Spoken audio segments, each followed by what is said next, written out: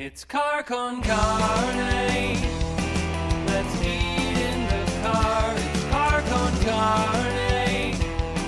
And now here's the star of our show, James Van Alstyne.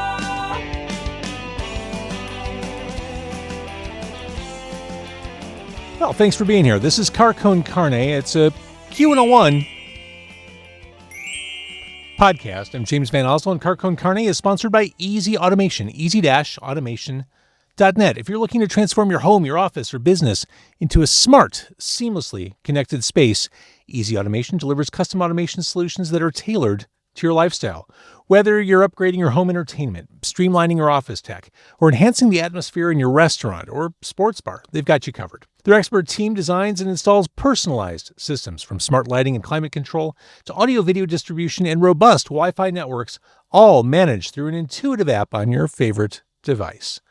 Easy Automation makes technology work for you, effortlessly, reliably, and always with your satisfaction guaranteed. Visit easy-automation.net or call Dan 630-730-3728 and take control of your environment today. Car Con Carne is also sponsored by Exploding House Printing. Exploding House can help with all of your screen printing, your embroidery, and merch needs. If you're in a band and if you're a musician, this is your team. This is your guy. Jonathan at Exploding House is your guy. They're totally local. They're over in Hermosa doing their thing, and they focus on small businesses, bands, brands. And they've worked on products for the Music Box, the Empty Bottle, Dante's Pizzeria, the Broke Downs, even Devin K and the Solutions. They worked with all of them. Go to explodinghouseprinting.com to see the entire list. But back to Jonathan. He's been doing this for a very long time, for decades. How long have you been at the same job? Probably not decades. That's how long Jonathan's been doing his thing, and he knows what he's doing. Besides technical expertise, he delivers production efficiency and cost awareness so he can offer boutique print shop quality at much lower large print shop prices. Check him out on Instagram at Exploding House, or go at Exploding House, or go to their website, explodinghouseprinting.com, and get yourself a quote. Bass Drum of Death is everything you want from what we'll call garage rock. Fuzzy, scuzzy guitars, late night dive bar swagger, lo-fi vibes, big head bobbing verses, sing-alongable hooks. They're an amazing band, and they're in Chicago at the Beat Kitchen as I'm recording this, but also touring America through the end of November. And I'm here with John Barrett, the main man, the guy behind Bass Drum of Death. All right, so we are outside Beat Kitchen. We're on Hoyne. We're on the northwest side of Chicago. You're back in Chicago. Chicago's a great place for you. You recorded that live album over at Cobra Lounge here. Yeah, we did a live record, I guess it was 2 years ago now. And we did Cobra Lounge over 2 nights because we figured, at least one of those would be usable. So yeah, we got a good one, and I think we actually went with like the looser performance. So there's little ticks and fuck ups. Can I say? Yeah. There's little fuck ups like all through it, but it kind of adds to the character. And we had never done a full live record before, so this was a fantastic place to do it. It's Chicago's always been very, very great to us. And I know you never have enough time to explore when you're on the road, or do you? Not really. I don't drink anymore, and I've done some tours. I did a tour of Europe when I wasn't drinking. And it was wild how much more time you have in the morning. I bet. I made that kind of a priority, because you would get up and van call wouldn't be till 10 or whatever, and you're up at 8 and you're like, well, I have an hour here. And so I've tried to do more of that, but generally it's a bit tough, unless you have an off day or something like that. It's a bit tough unless the venue is like right in the middle of, stuff that's cool to go visit. For sure. And interestingly, even though you don't drink anymore, which congratulations, I know that's not necessarily the easiest thing in the world, you do make music that sounds really good with a beer in your hand. Yeah, I mean, most of all of my records have been made when I was drinking. So that's probably plays something into it. And I think that's, having beers and driving. I like to make music that I think would be fun to drive to, whether that be like a kind of a But drive at cruise. night, We've it's got to actually be dark out. Yeah, we've actually got a song on the new record called Night Ride. So yeah, I mean, bullseye, I guess. And Night Ride is the album closer. It's the longest song on the album. It's kind of epic. It's dreamy. It kind of builds momentum, and I love that. And then it just builds into this like relentless jam that wraps the whole thing up. Was that written, or was that something you bashed around in the studio? Yeah, that was written. I kind of just I kind of had the demo for it, and I was just kind of messing around and just like kind of kept it going for a long time, and then just kind of that's about as jammy as we get, and it's still pretty structured still, but it sounds jammy. So that's I don't know. That's really cool, and we've been kind of rehearsing it live. We haven't played it like at a show yet, but we want to bring it out one of these days because it's really fun, and also too, it kind of was like one of those things where when we were doing that in the studio, it was so much fun. I was like, well, maybe we need a few more of these guys in the repertoire. So I mean, I think it'd be fun to do a few more that are in that same sort of vein. So the new album is 6. It's awesome. And to your point, it kind of strikes this really remarkable balance in that a lot of it does sound raw and like you guys were just kind of fucking around and you found magic. But in reality, there's a lot more behind it. Yeah, I mean, we went in with Jeremy Ferguson, who engineered and produced, and he's got a great studio in East Nashville, and he's known our band for a long time, and he works a lot with bands that kind of have a similar thing going on, like he's worked with White Reaper and Be Your Own Pet and Cagey Elephant, and so he kind of knows. He's got a really good ear for having getting things to sound dirty, but also clear. And that's one thing that we've kind of been, it's a lot harder to do that than it sounds. Yeah. So yeah, I think we kind of nailed it. And he was very good at understanding what we were kind of going for, like sound wise. And, I mean, the whole recording process was relatively painless because he made it so easy, and we were, he kind of knew what we were going for off from the jump. So it made it pretty easy for us to get in there and kind of do our thing. I think it's cheap to compare one band to another, but with a podcast, because I can't play a song on a podcast, like right. Sometimes I find that's the easiest way for someone listening. Like, I don't know, Bass Drum of Death. I mean, I hear elements of the Jesus and Mary Chain and Iggy Pop and T-Rex and some more kindred spirits, whether it's Black Keys or Black Rebel Motorcycle Club. Like, I hear all of that, all those elements kind of pouring in here. Yeah, I mean, one of my all-time favorites is a band called the Ravenettes. Yes. And I love how they they are the masters at having something sound so nasty and distorted, but also very clear. And, and they are inspired heavily by the Jesus and Mary Chain, who are also one of my favorites. And I think we kind of take some of that, and Ravenettes are super poppy though. And so and as well. So like, I never want to lose, kind of that element. But yeah, I mean, all of that stuff that you said is kind of what I'm shooting for, I suppose, and kind of adding stuff in here and there. ZZ Top, I'm a big ZZ Top fan. Really? And also, and one of the things I've learned is ZZ Top is almost an impossible band to try to emulate. It's just they have this thing that they do so well, and so you either do it, you try to do it and it comes off like incredibly shitty, or you have to do it and it just sounds like exactly like ZZ Top. They're pretty much impossible to emulate. So I've tried my best without getting too on the nose. So there's definitely, I'll try to just add elements here and there so it's not too obvious or whatever. But they're one of those bands that's just kind of incredible in that they have their own thing, and it's so their own thing. It's like almost impossible to even get near it. Yeah, they are genre agnostic. Yeah, pretty much. Yeah. But ZZ Top kind of built what they did on top of a blues backbone. Right. I mean, are there traces of that in what you do? Like Yeah. the kind of elemental? Yeah, rock and for roll sure. And I think that's probably comes a lot from the fact that, I taught myself how to play guitar, and like learning like kind of rudimentary sort of blues stuff is fairly simple. So I think that a lot of that kind of comes through like the original stuff I was learning and teaching myself how to play when I first started playing. So that's just kind of the stuff that comes easy. And also too, I wouldn't say I've been influenced a lot by blues, but definitely been influenced by people who were influenced by blues. So yeah, there's definitely some of that in there as well. What does rock and roll mean to you?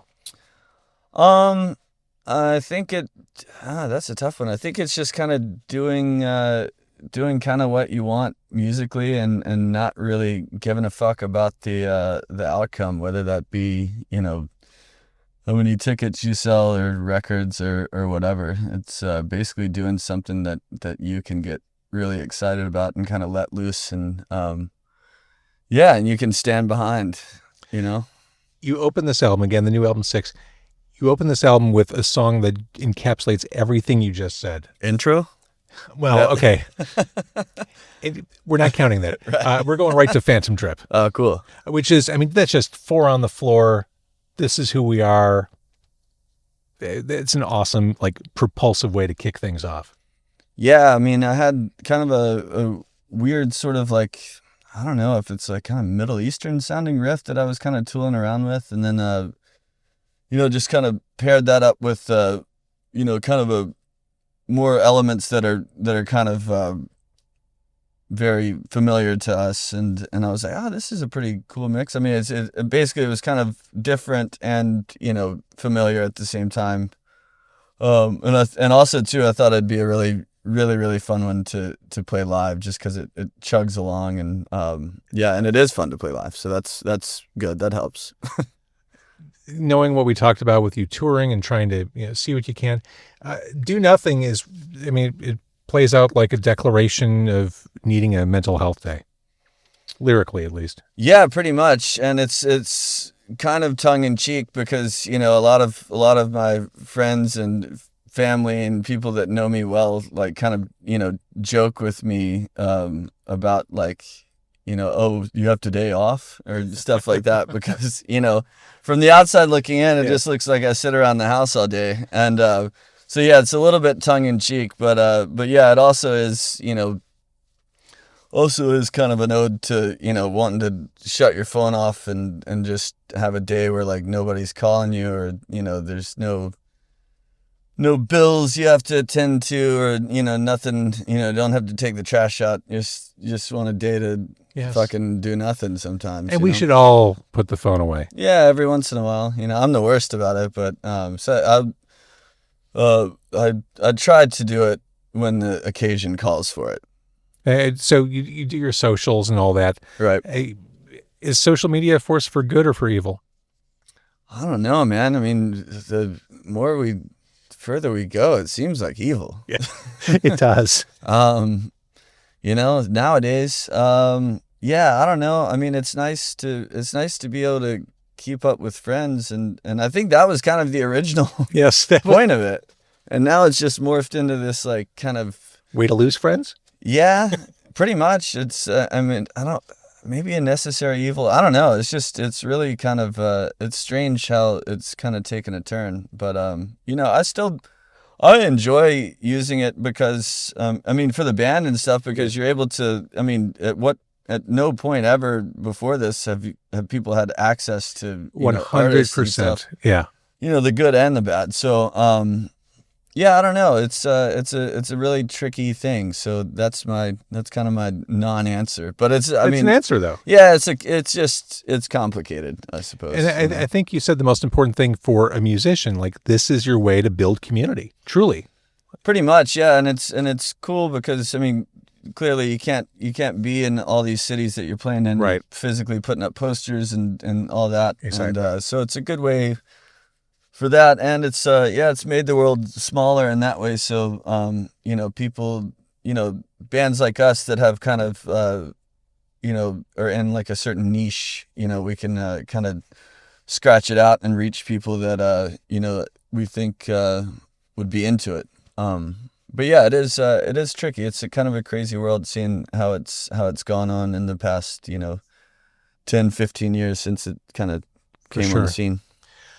Going back to this idea that the record sounds like you're just making shit happen in the studio, Got a Feeling is recorded in such a way that it sounds like it was captured like one take live, plugging in the guitar. At the beginning of the song, there's that noise like you're plugging the guitar into the amp. It sounds like it's just live to tape, like one and done.